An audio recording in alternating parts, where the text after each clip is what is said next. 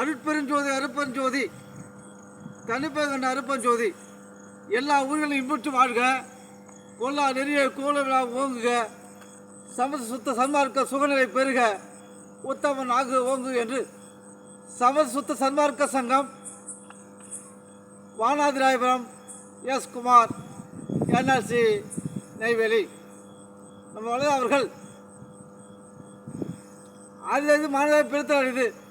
அதை விட கூடு செவிடு பிறத்தல் மிக மிக அரிது. உலகத்திலே கிடப்பதற்கரிய மனித தேகத்தை பெற்ற நாம் இந்த தேகத்தையே அறியாத தேகம் ஆக்கி கொள்ள வேண்டும். மரணத்தை தவிர்த்து கொள்ள வேண்டும். பிறவியை அறுத்து கொள்ள வேண்டும். அப்படி மரணத்தை தடுத்து கொள்ளவிட்டால், பிறவி அறுத்து கொள்ளவிட்டால் மீண்டும் இந்த உடம்பு பிரிவு எடுக்கும். ஏனால் இப்போ உலகத்தில் 7 வகை பிரிவு வருகிறோம்.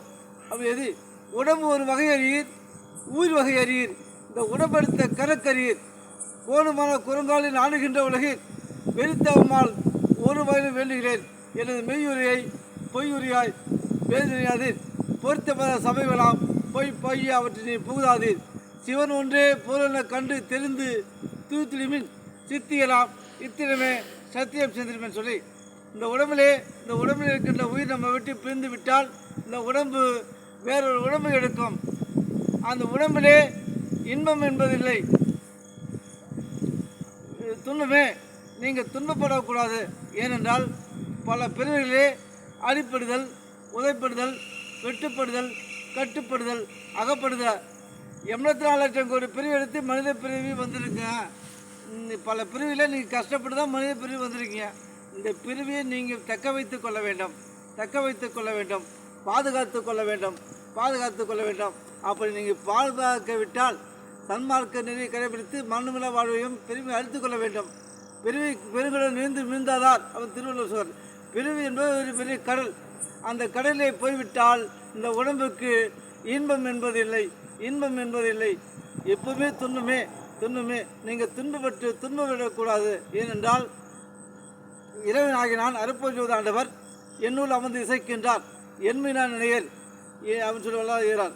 நீங்கள் எல்லாம் இந்த உலகத்தில் உள்ள உயிர்களும் என் உயிர், என் உடம்பு, என் அன்பு சகோதரிகள், அண்ணன் தம்பி என்று வளர்பெற அவர்கள் திருவருப்பாலை பல இடங்களை கோடிட்டு காட்டி திருவருப்பாலை பாடல் எழுதுகின்றார். என்ற உறவினன்றி பகவன் உண்ணாத உலகில் ஒத்தாரும் தாழ்ந்தாரும் உலகில் எவரும் ஒருமுறையாகி செத்தாலும் அழியாத வடிவத்திலே நானும் என் தாயும் இனிதர வேண்டுகிறேன் என்று சொல்லுகிறார். ஏனென்றால் நாம் இந்த உலகத்திலே மனித பிறவி எடுத்து விட்டோம். பணத்தை சம்பாதித்து விடுவோம், எல்லா காரை வாங்கிவிடுவோம், வீட்டை கட்டிடுவோம், எல்லா வேலையும் செய்துவிடுவோம். ஆனால் மரணத்தை தவிர்க்க விட முடியாது. ஏனென்றால் மரணம் என்பது எமனுடைய வேலை. எமன் ஊரை படுத்து கொண்டு சென்று விடுவான். இந்த ஊரை தக்க வைத்துக் கொள்ள வேண்டும்.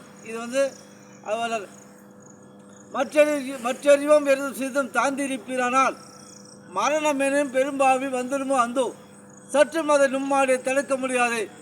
சமர் சுத்த சன்மார்க்க சங்கத்து அல்லதன்றி ஏற்றின்று தடுக்க வல்லார் எவ்வுலகிலும் எவரும் இல்லை கண்டீர். சத்தியம் மீது எண்மொழி கொண்டு உலகில் பற்றிய பட்டணத்தையும் பற்றிமினோ பற்றிமினோ என்று விரும்புகிறேன். நாளைக்கு பார்த்து கொள்ளலாம், நாளைக்கு மறுநாள் பார்த்து கொள்ளலாம் என்று வீண்கால வைத்து விட்டால் யமன் ஊரை படுத்து கொண்டு சேர்ந்து விடுவான்.